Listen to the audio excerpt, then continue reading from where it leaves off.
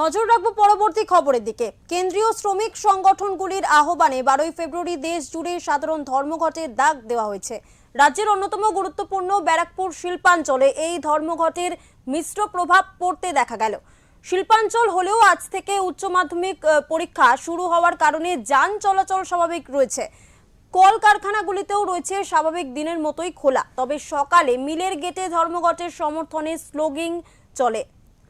যদিও অনেক শ্রমিকেরাই কাজে যোগ দেন, তবে এদিন ব্যাংকিং পরিষেবা খানিকটা ব্যাহত হতে দেখা যায়। এদিন ধর্মঘটের সমর্থনে বিভিন্ন ব্যারাকপুরের জায়গায় ব্যাংক শাখার সামনে বিক্ষোভ এবং বেশ কয়েকটি ব্যাংক বন্ধ করে দেওয়ার অভিযোগ উঠছে।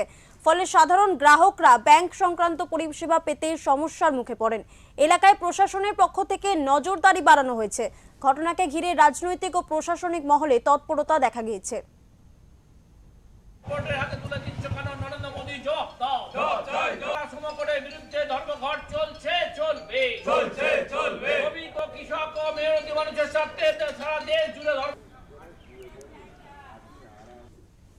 আসলে এদের বাস্তবের সাথে এই দলটার কোনো মিল নেই।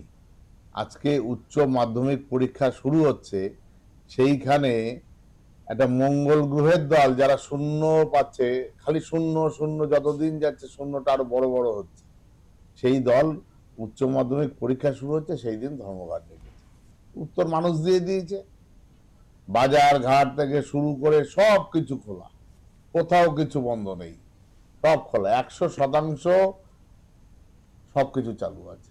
তারা বলছে ব্যারাকপুর শিল্পাঞ্চলের মধ্যে প্রত্যেকটা মিল তাদের ধর্মঘটে সামিল দিয়েছে এবং ব্যাংক, এসবিআই ব্যাংকও নাকি তাদের ধর্মঘটে সামিল। একটা ওই এসবিআইটাই শুনলাম, সেখানটাতে নাকি ওরা কে গিয়ে জোর করে শাটার নামিয়ে দিয়েছে, এখন আবার সেটাও খুলে গেছে।